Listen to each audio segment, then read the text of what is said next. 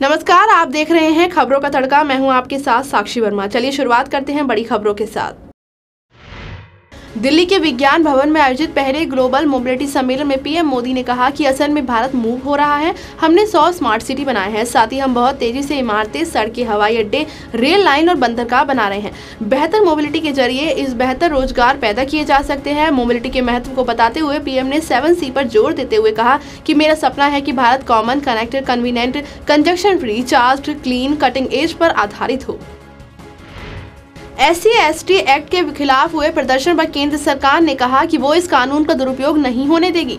केंद्रीय सामाजिक न्याय व अधिकारिता मंत्री रामदास अठावले ने कहा कि सरकार किसी दबाव में SC/ST एक्ट में बदलाव नहीं करेगी और न ही इसका कोई गलत इस्तेमाल होने देगी। इस एक्ट में बदलाव की मांग करने की बजाय सवर्णों को खुद ही बदलना चाहिए। ये कानून दलितों पर होने वाले हमलों को रोकने के लिए है। अगर दलितों पर हमले होंगे तो उसके बचाव में कोई कानून तो होना ही चाहिए। विदेश मंत्री सुषमा स्वराज और रक्षा मंत्री निर्मला सीतारमण एवं अमेरिकी विदेश मंत्री माइक पोम्पियो और रक्षा मंत्री जेम्स मैटिस के बीच पहली 2+2 वार्ता के दौरान दोनों देशों ने इस दिशा में काम करने के लिए संकल्प जताया है। अब भारत और अमेरिका नई दिल्ली को परमाणु आपूर्तिकर्ता समूह की सदस्यता जल्द से जल्द दिलाने के लिए एक साथ मिलकर काम करने के लिए सहमत हो गए हैं। संवाददाता सम्मेलन के दौरान स्वराज ने कहा कि हाल ही में अमेरिका द्वारा सामाजिक व्यापार प्राधिकरण 1 लाइसेंस सूची में भारत को शामिल किया जाना भारत की मजबूत और जिम्मेदार निरंतर नीति को दिखाता है। जम्मू कश्मीर में आगामी नगरपालिका व पंचायत चुनाव का बहिष्कार का ऐलान करने के बाद नेशनल कॉन्फ्रेंस अध्यक्ष फारूक अब्दुल्ला ने बड़ा बयान दिया है। एक कार्यक्रम को संबोधित करते हुए उन्होंने कहा कि आज़ादी के बाद से जितने भी चुनाव हुए हैं उन्होंने भारत को एकजुट करने की बजाय विभाजित करने का काम किया है और कहा कि हम मंदिरों और मस्जिदों के लिए लड़ते हैं, हम लोगों के लिए नहीं लड़ते। हम झूठ बोलते हैं, हमें डर है कि अगर हम ईमानदारी से चुनाव लड़ते हैं तो हम जीत नहीं पाएंगे, लेकिन ये धारणा वाकई गलत है। खुद को शिव भक्त बताने वाले कांग्रेस अध्यक्ष राहुल गांधी इन दिनों कैलाश मानसरोवर की यात्रा पर हैं। कैलाश यात्रा में राहुल गांधी की कई तस्वीरें और वीडियो सामने आ रहे हैं। इनमें राहुल गांधी कई अन्य श्रद्धालुओं के साथ दिख रहे हैं। कांग्रेस अध्यक्ष राहुल गांधी ने बिना रुके 13 घंटे तक लंबी चढ़ाई की। इस दौरान राहुल गांधी करीब 34 किलोमीटर तक पैदल चले। पंजाब कैबिनेट मंत्री नवजोत सिंह सिद्धू की मेहनत रंग लाई और पाकिस्तान करतारपुर कॉरिडोर खोलने को राजी हो गया है।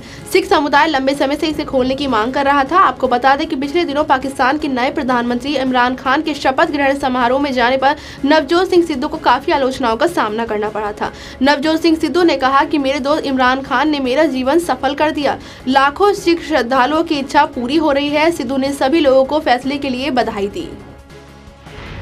रोहिंग्या मुस्लिमों के भारत में आने को लेकर देश में राजनीतिक माहौल कई बार गरमाया है। बीएसएफ के डीजी के शर्मा ने बयान देते हुए कहा कि बॉर्डर में आने वाले रोहिंग्याओं को बीएसएफ ने पूरी तरह से रोक दिया है, लेकिन चिंता उन रोहिंग्याओं की है जो पहले से ही भारत में है। उन्होंने कहा कि भारत में मौजूद रोहिंग्याओं को वो राज्य से बाहर निकालने में रोक नहीं पा रहे हैं। पश्चिम बंगाल की सरकार रोहिंग्याओं के साथ मित्र व्यवहार करती है, वहाँ पर कैंप में बसाकर उनको रखा जा रहा है।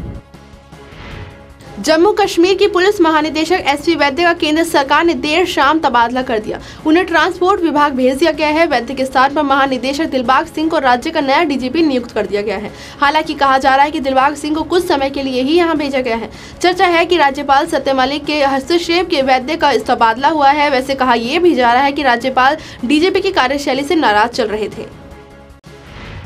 दिल्ली यूनिवर्सिटी के कालकाजी स्थित देशबंधु कॉलेज में कल देर शाम छात्रों के 2 गुटों के बीच हिंसक झड़प हुई है और लड़ने वालों में दोनों गुटों के ही छात्र ABVP के ही छात्र हैं। छात्रों के 2 गुटों पर चुनाव प्रचार के दौरान झड़प हुई और इस लड़ाई में दोनों गुटों के जमकर लाठी डंडे चले। वहीं दूसरी तरफ चाकूबाजी भी की गई। इस झड़प में 5 से 7 लोग घायल हुए हैं। दोनों गुटों में एक दूसरे की गाड़ियां तक तोड़ डाली। अजय सैन की खबर के अनुसार सिवनी विरोध प्रदर्शन के दौरान ग्रामीणों ने घनसौर के कमानिया गेट पर मुख्यमंत्री का पुतला जलाया और केदारपुर में ग्रामीणों ने चक्का जाम कर रोड पर टायर जलाए। शासन द्वारा एवं सुप्रीम कोर्ट द्वारा शासन द्वारा जो संसद में पेश किया गया अभी आरक्षण के उसमें वो उसका हम लोगों सवर्णों में जबरदस्त विरोध है और उसको शासन पे पुनः विचार करके और उस संशोधन को वापस लेना चाहिए। ऐसा नहीं, हम जानते हैं कि कुछ जगह SC/ST पर वास्तव में अति होती, परंतु उसमें वास्तविकता की जांच की जाए। इसके बाद जो भी निर्णय है, कानून है, उसकी कार्रवाई की जाए। हमको कोई आपत्ति नहीं, परंतु डायरेक्ट जो शासन द्वारा जेल भेज देने का जो प्रावधान बनाया गया है सुप्रीम कोर्ट द्वारा, इसकी घोर निंदा की जाती है एवं सरकार का घोर विरोध किया जाता है। मोदी जी एवं उनके जो भी सहयोगी दलों ने जो सहयोग किया है, हम उसका घोर विरोध करते हैं और शासन से निवेदन करते हैं कि इस एक्ट को पुनः पुराने संशोधन में लिया जावे। हम लोग यही चाहते हैं। सवर्ण संगठन जिंदाबाद था कि कौन माई का लाल है जो इसका विरोध कर सकता है, तो इनमें हम सभी माई के लाल हैं। बीजेपी सूत्रों से मिली जानकारी के मुताबिक चुनाव से पहले ओबीसी वोट बैंक को साधने के लिए पार्टी प्रहलाद पटेल को फुल पावर देने की तैयारी कर रही है। दमोह में बीजेपी के सांसद प्रहलाद पटेल को सवर्ण और SC/ST एक्ट के बीच मध्यस्थता करने की भी जिम्मेदारी सौंपी गई है। बीजेपी आने वाले 10 सितंबर को सतना में ओबीसी महाकुंभ का आयोजन करने जा रही है, लेकिन सवाल ये है कि क्या कई सालों से हाशिए पर चल रहे भाजपा के ओबीसी नेता अब शिवराज सिंह सरकार के साथ आएंगे, और क्या ओबीसी नेताओं के कहने पर ओबीसी वर्ग के लोग शिवराज सिंह सरकार को स्वीकार करेंगे। भोपाल के युवा समर्थ चतुर्वेदी ने एक बार फिर भोजपुरी फिल्म में धूम मचा दी है। इनकी आने वाली फिल्म दबंग सरकार जल्द ही पर्दे पर आने को तैयार है। भोजपुरी फिल्म दबंग सरकार में मुख्य किरदार की भूमिका में नजर आएंगे। इससे पहले भी उन्हें कई हिंदी और भोजपुरी फिल्मों में देखा जा चुका है। इस फिल्म को सेंसर बोर्ड द्वारा अनुमति मिल चुकी है और पोस्टर भी जारी किए जा चुके हैं। युवा अभिनेता समर्थ शशांक के छोटे भाई हैं। जहां एक ओर सरकार में बैठे मंत्री चुनावी घोषणा की झड़ी लगा रहे हैं और जनहित के मुद्दों को दरकिनार कर रहे हैं, वहीं दूसरी ओर पानी की बर्बादी को रोकने के उद्देश्य से करेली की सद्भावना समिति ने धमनी जल संरक्षण का कार्य में टूटे गेट में पत्थर जमाने और बोरी बंधन का कार्य किया। अगर मौसम और लोगों ने साथ दिया तो बारिश के मौसम खत्म होने तक धमनी स्टोर में 8 फीट तक पानी रोका जाएगा, जो शायद मार्च और अप्रैल तक आने वाले मूक पशुओं को पानी पीने में कामयाब होगा। आपका अकाउंट भी अगर स्टेट बैंक ऑफ इंडिया में है तो हो सकता है आपके पास पिछले दिनों SBI की तरफ से KYC अपडेट कराने के लिए मैसेज आया होगा, तो इस मैसेज को आप बिल्कुल भी इग्नोर ना करें। ऐसा करने पर आपके ट्रांजैक्शन पर रोक लगाई जा सकती है। बैंक की तरफ से अगस्त से शुरुआत में ही अपने ग्राहकों को KYC पूरा करने के लिए अपडेट्स और SMS किए जा रहे हैं। देसी गर्ल प्रियंका चोपड़ा इन दिनों अपने हॉट अवतार से धमाल मचा रही हैं। फैशन मीडिया अवार्ड्स 2018 में जब प्रियंका चोपड़ा ब्लैक ड्रेस में पहुंची तो उनके फैंस की निगाहें उन पर टिक सी गई। रेड कार्पेट पर अपने इस लुक में प्रियंका ने सभी को इम्प्रेस कर दिया। दिन भर की बड़ी खबरों में फिलहाल मेरे साथ सिर्फ इतना ही। देखते रहिए खबरों का तड़का।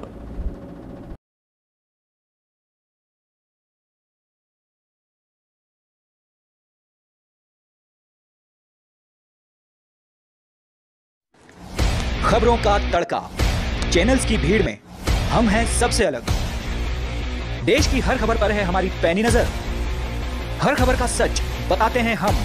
राजनीति, अपराध, खेल जगत, देश की अलग अलग जगहों से रिपोर्ट देंगे पूरी खबर, सिर्फ खबरों का तड़का न्यूज़ चैनल पर।